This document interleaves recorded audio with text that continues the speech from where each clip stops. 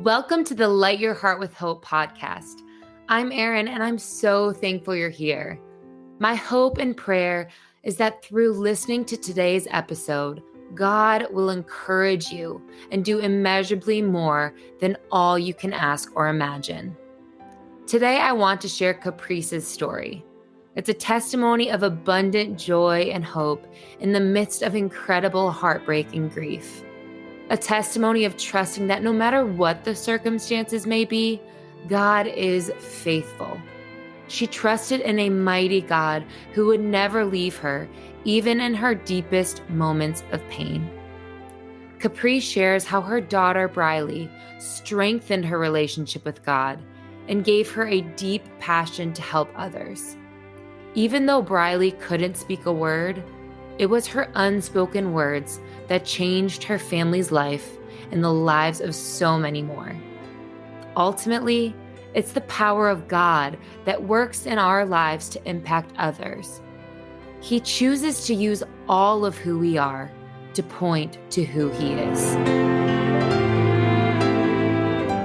I grew up in an amazing household with two parents that were so loving, did everything they could for us, gave us everything we needed. I just feel like life was simpler back then, for sure. And you didn't need everything. I mean, I just grew up in a loving Christian-based home. My grandfather was a Baptist preacher. That was good and bad sometimes. I had the best life. And even looking back, a lot of times you're like, oh, this and that. And I'm like, no, my parents were incredible people. And I am just thankful for the upbringing that I had, because I would not be where I am at this point in my life if I did not have God starting in my life at the very beginning. I did the camps. I was saved in 1988. I remember being at camp, and there is no way that we could be where we're at, or believing for Briley could be where we were at, where it's at this point, without God's help. This is crazy, but my husband and I, we have Brixton, and then Briley's in heaven, and I didn't even want to have kids at one point. Like I was into, I know this sounds so vain, but I was into working out, and I was into competing. I ran college track. I did all of these things. And I'm like, what is it going to do to my body? Hello, that's my 20-something-year-old self saying, what, and then Brixton was a little bit of a surprise, which is incredible. And then I can't imagine our life and the amount of people and who we have met through our journey. And I know that God was in control of that. Briley was born in 2010. Everything was completely normal, just like you hear about a lot of families that go through a leukodystrophy diagnosis. There were no red flags. She was born at 36 weeks. Everything was so great. And she hit all of her milestones with the exception of walking. And so, we started the journey of trying to figure out what was going on and why. And we ended up finding out that she had a coarctation of her aorta, and she needed to have open heart surgery around her second birthday. And that went fantastic. I mean, it went so well. So we're like, okay, this is amazing. She is going to be good to go. And then about 6 weeks later, of course, she was on medications and all those things. And 6 weeks later, she started regressing. We were thinking that it was medication. It was not.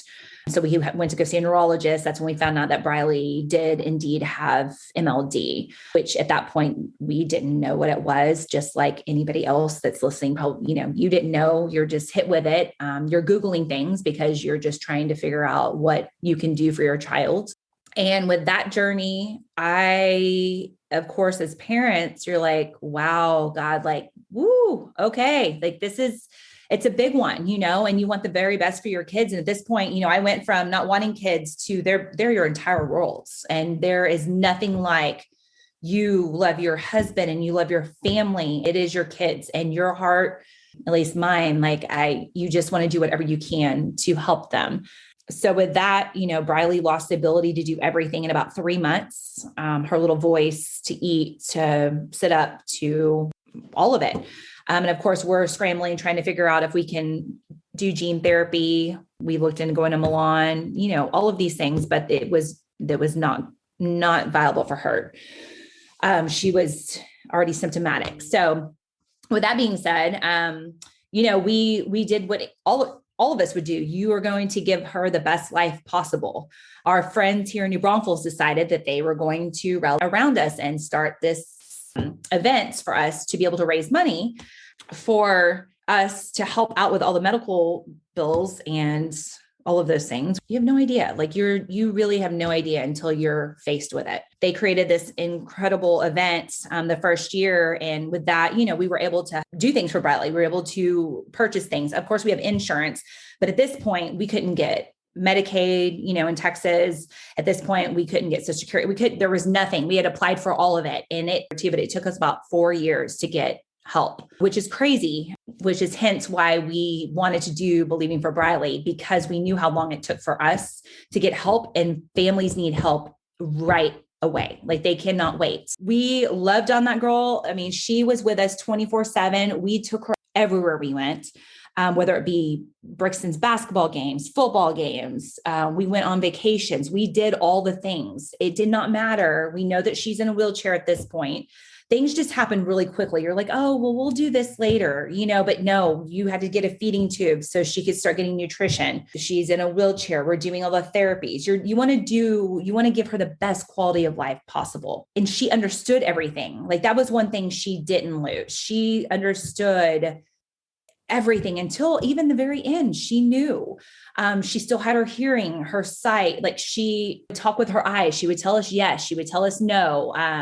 She would still smile for us. She taught us so much. You just really don't know how amazing life is until you're hit with something. And even, and I think that's the hardest thing now is it's opened our eyes for so many different things where things just really don't matter. It's about the things, just family. It's about your family. It's about your kids. It's not monetary. It's not about the things. I'm so grateful to God for giving her to us. And he gave us, we were able to have her for almost 11 years, which is incredible.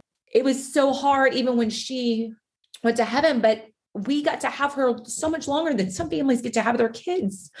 And granted, it's hard watching her. And, people will argue with you, oh, well, you shouldn't do this, or you shouldn't do this, or prolong their life. And it's up to every family. They can decide what they want to do. But with us, we had decided that, yes, we did the feeding tube, and we did therapies, and we did organic meal prep for her. We did all the things that we could do to have her quality of life be so good.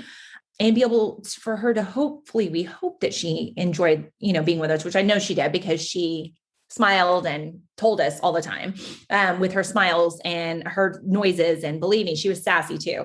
If she did not like something, when she would have school, her teachers would be here, she would close her eyes and she would be like, I'm going to play possum. So they won't talk to me and they will leave me alone, and I can go lay down on the couch and I will be fine.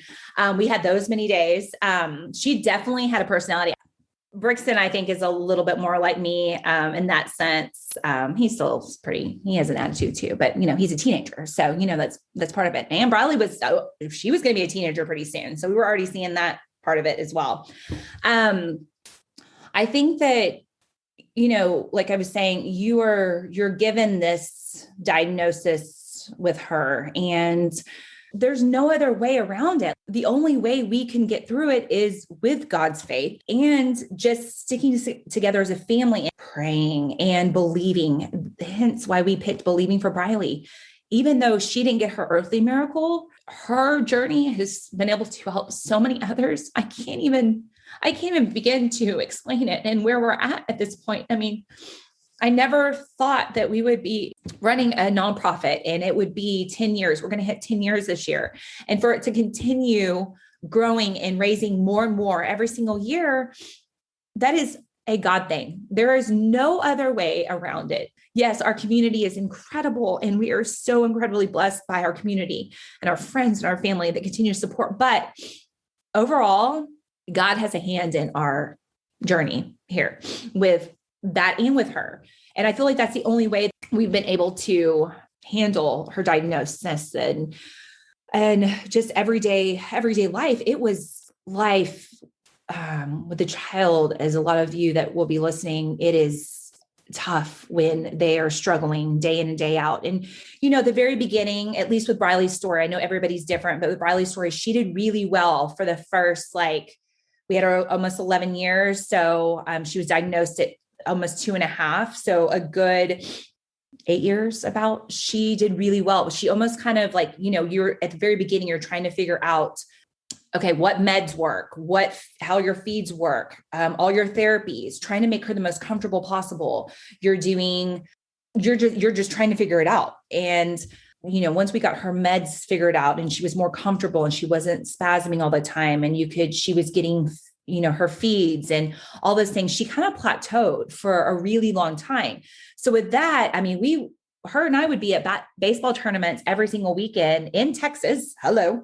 And even with her being hot and her body temperature and regulating everything, and she was there with us all weekend. We just did the things. We wanted to get her out. We wanted her to experience as many things as possible. And we wanted her with us.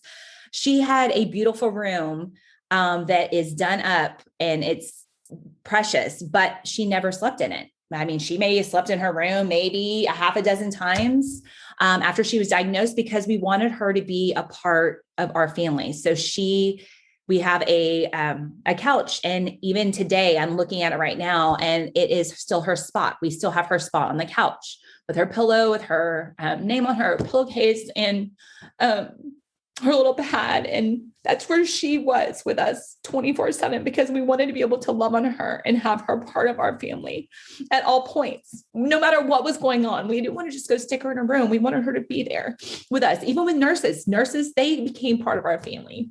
Going back to when Briley was diagnosed, and, like I said, we didn't have help for 4 years. I had my parents that they were here and they wanted to do whatever they could to be able to help us out. And you need help because, it is 24 hours a day care. My dad was still working and still is working. And my mom would come in and she would give me relief, 3 or 4 days a week. And so that is how it was okay that we weren't getting the nursing care at that point, because I had my mom's help. I'm so thankful for all of that time that she was able to be here and be with Briley and spend time with Brixton and Briley and love on her. And she cared for her. She could do all the feeds. She could do all those things. But then it came to 2016. So Briley was diagnosed in 2013. And in 2016, my mom ended up having a brain aneurysm and passing away. That was my rock, especially with Briley too, and helping. And so at that point, we had to reroute and decide what we were going to do at this point. And because I needed help now. I was so thankful that my husband was able to, he was working and we were living on a one income family. And that's what you do if you can do it. But there are a lot of families that can't. That's another reason why I'm going to keep going back to B for B, and why Believe Her Briley we've been able to help so many families, because sometimes both parents have to work and they have to have nursing care come in and they don't get that time with their kids. And so that's why, just with Hunter's Hope too, I mean, you want to be able to do the things that make a difference for families' lives at this point, because it has to happen right then to be able to help these families out. So with that being said, I then made the difficult call, was just being a mom and, making that call to call hospice to come in. It took me obviously 4 years. And once my mom passed away, I was like, I had to have help. So we called hospice. Briley was able to be put on Olive MDCP program in Texas, which then gets her covered with nursing care. I don't want to say 24 hours a day, but I at least had help to come in. It goes back to Briley being diagnosed and then my mom passing away, and you're like, God, okay, we've been hit with some hard things. And, but I can now see it. I didn't understand it then. And I was never mad at God, because I was like, you know what, there's a bigger purpose for this. But if my mom still would have been here, we would have never had all these amazing nurses that became our family and that still connect, and they still come to the house and we still hang out. And that wouldn't have been, my mom would have just stepped in, which she would have done, which should have been fine, but God had a reason. And Briley changed all these nurses' lives too. I can finally, after Briley passed, and just knowing the nurses, we did an appreciation dinner for them and they came over and we went around the room. They talked about how Briley affected them and when they came into Briley's life and our family's life. And that was Briley's story. I didn't understand why, but you don't always understand those things. He had a reason, he had a plan, and that would have never. And I even just told my dad that recently, and he was like, Caprice, you're right. He's like, of course he misses my mom. like crazy, just like we do. But it was just the fact that all of these other amazing people got put in our lives, their journey and our journey. And so that's pretty incredible in itself. And I think about just us meeting all of you guys with Hunter's Hope and all the families. And we would have never met anybody or had all these relationships and friendships that we have, even though Briley had to take the brunt of it. The last 2 years were really tough for her.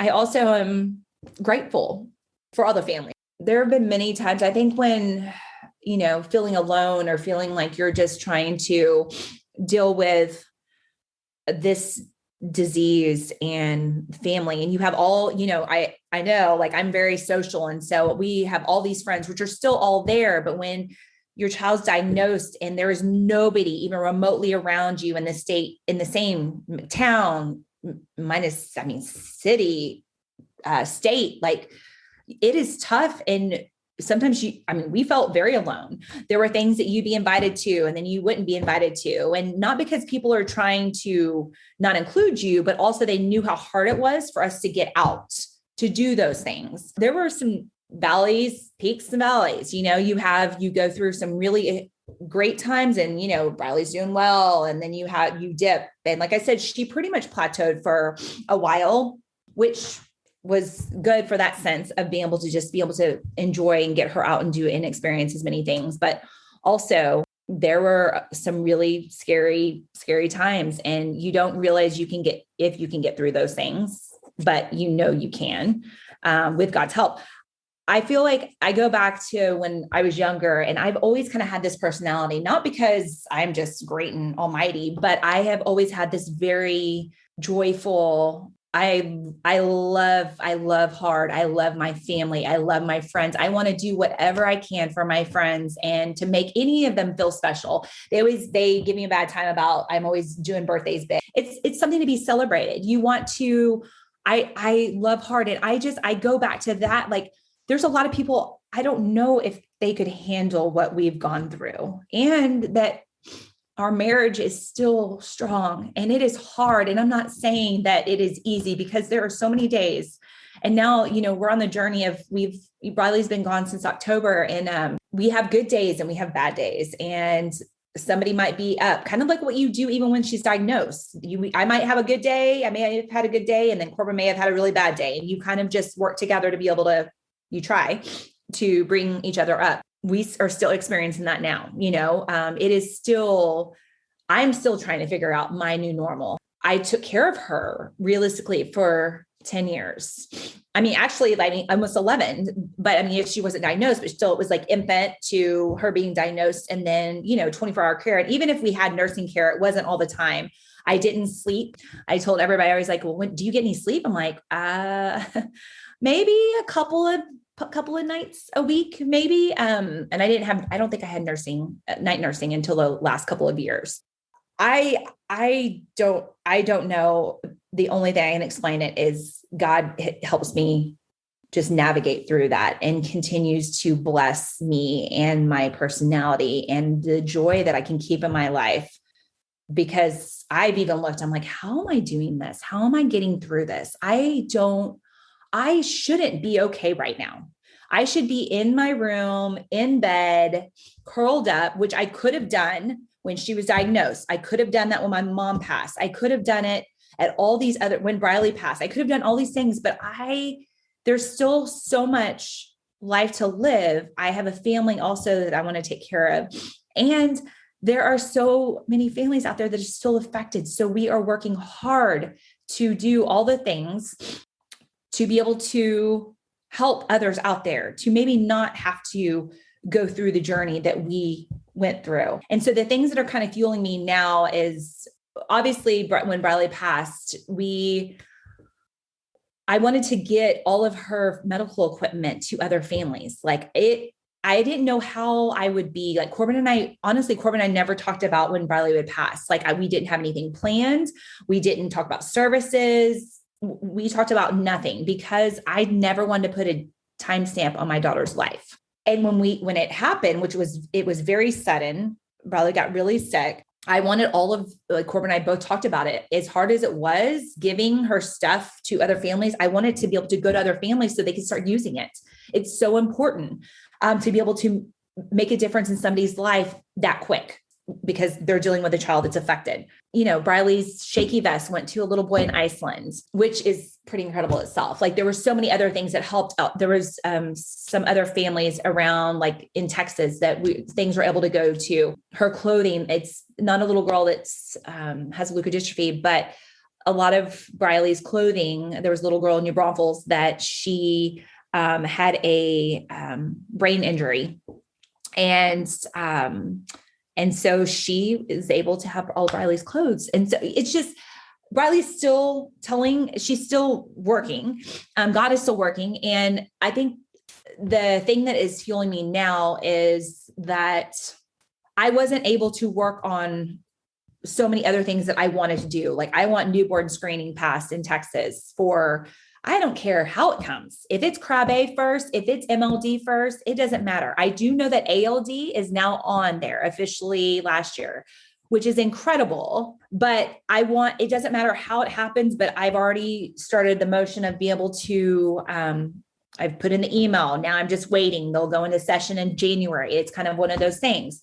That is something that I didn't have time to do when Briley was here, but it's so important. And hopefully at some point soon, every school tests for all of these horrible diseases. And these kids will get a fighting chance to be able to have therapy and gene therapy and stem cell, whatever it may be. They're going to be able to have a life, and they're going to be able to live. The other thing, like, I think we've been talking about it for, I don't know how many years now. We want to have an LCN center in Texas. One of Briley's, her pulmonologist, which Briley didn't even have a pulmonologist until the last 2 years of her life. Like the doctors would be like, Briley's having a pulmonologist. I'm like, no, like we haven't needed one. She didn't need to be on oxygen. I mean, we didn't have to suction until the last 2 years. She didn't have to be on oxygen until the last 2 years. I mean, we didn't even have the oxygen. It was in the room, but we never used it. And for that, that's God. I mean, she worked hard and she did really well for a really long time. And so we didn't have a pulmonologist until the last 2 years. And so he and I, we started a friendship. Like, when we'd be in the hospital, we would talk, and he wasn't a doctor that just came in and would not listen to you, which we all know. There are tons of doctors that literally will not take you as their mom and you as their dad. You know them the best. So the doctor should be listening to you. You're like, look. And that's one thing I had to learn. I used to be very timid, and don't get me wrong, I don't like confrontation and I don't love all of those things, but I learned after Briley was diagnosed, there are things that I was Briley's advocate. I had to be her voice. And so it taught me, that was another thing I learned through all this. Like, I was like, I have got to stand up and I have got to say these things, and I'm going to tell the doctors. And if they're not going to understand, I'm going to fight, because I'm going to explain to them why this needs to be done, or this is what's wrong. Or, I mean, and we dealt with that so many times. They're like, oh, well, her body's like shutting down and all these things. I'm like, really? Have you actually looked? Do you even know what the disease is? I mean, there's so many things. And I know that they didn't know either. And I'm not laying blame. It's just, if you, as the parents, really just go with your gut on those things, really just fight for that. He didn't come into our lives until the last 2 years. And so, and he was at the hospital when Briley was in the last time. And, at this point we knew we were bringing her home, because we wanted her to be able to pass, at home. And, he came to her service and reached out to me, and then reached out afterwards. And he was just like, Caprice, I've never been to a service like that. And my dad did a lot of Briley's service, and he had done my mom's service too, which I still don't know how he did my mom's service, but he did both. And he texted me and was like, I've never heard anything like that. And the love that y'all, and he's like, I know that y'all worked so hard for Briley. And it's just pretty incredible. So after Briley passed, I reached out to him, and he wants to help us get a leukodystrophy care network center in Texas, in San Antonio, which is so incredible. And it just goes to show you that God's not done working.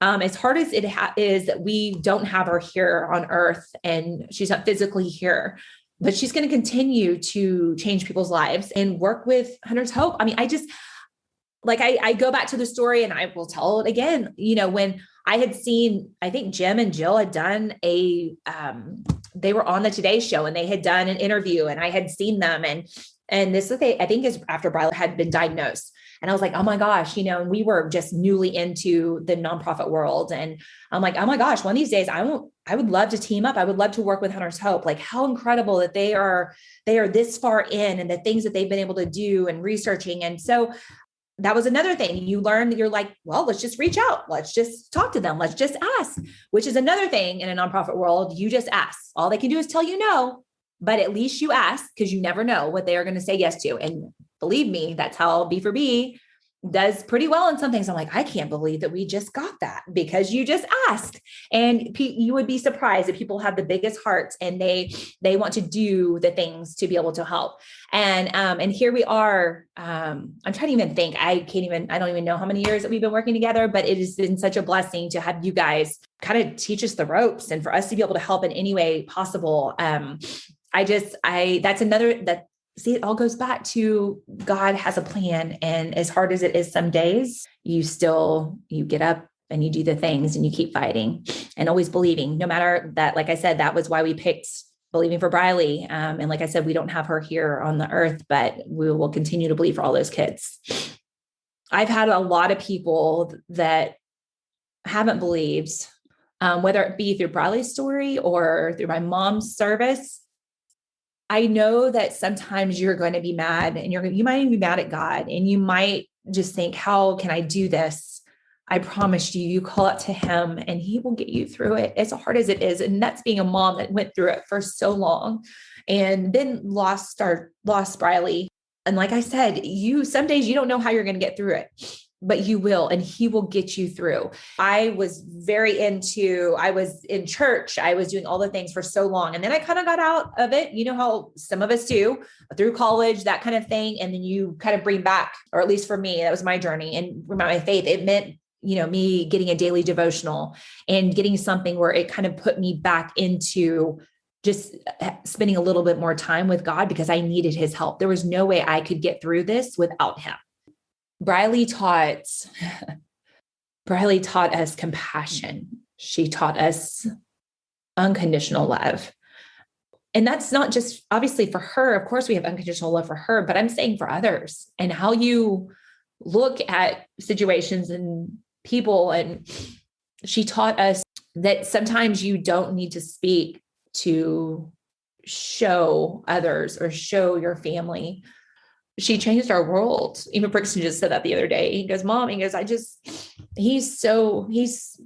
the love that he has for others and the compassion that he has. He's so loving. And I think that it's because he did so much. I mean, he was able to give her feeds. He was able to give her meds. He was, he'd get the oxygen going. He would do her feeds. There are so many things. And so I say, I'm like, that kid is going to have a story to tell because of his sister.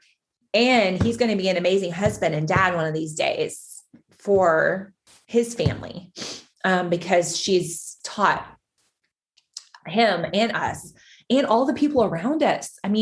People come up to me all the time and they're just like, even though Briley couldn't speak, she taught me and has made such a huge impact on my life. And that's huge to me. Even though she couldn't talk, she's affected so many people's lives and will continue to affect other people's lives. When people say, oh, you should just get over it, or you should do this, you should move on, or what? No, it's okay to grieve and it is okay to miss. It's what you keep doing and where you keep going from here.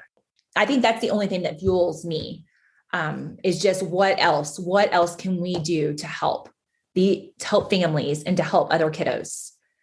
As a parent, you continue to fight for them. You continue to pray for them. You continue to advocate for them. And like, even through this, I'm sure it sounds like it wasn't that difficult. There were so many difficult days and emotional days and hard days. But I knew that Briley was struggling and fighting as well. So that's what we had to do. Sometimes it's not our words that leave a profound impact on the lives of others, but how we live out the life we've been given. Briley's life is a testimony of this. Her unspoken words spoke volumes. She changed countless lives, and her legacy continues to make a difference. Caprice is taking the words her daughter couldn't say and is using them to bring about hope and change. To learn more about Caprice's story, check out the show notes. And make sure you tune in Friday for our Immeasurably More mini messages, where my mom and I will talk about the power of being used by God for greater things. That no matter who you are, what you've walked through, your abilities or limitations, God wants to use you. Thank you so much for being here. I hope that Caprice's story encourages you to share your own story. You matter. Your life matters. And your story can make an impact that matters for eternity. Make a difference today for someone who is fighting for their tomorrow.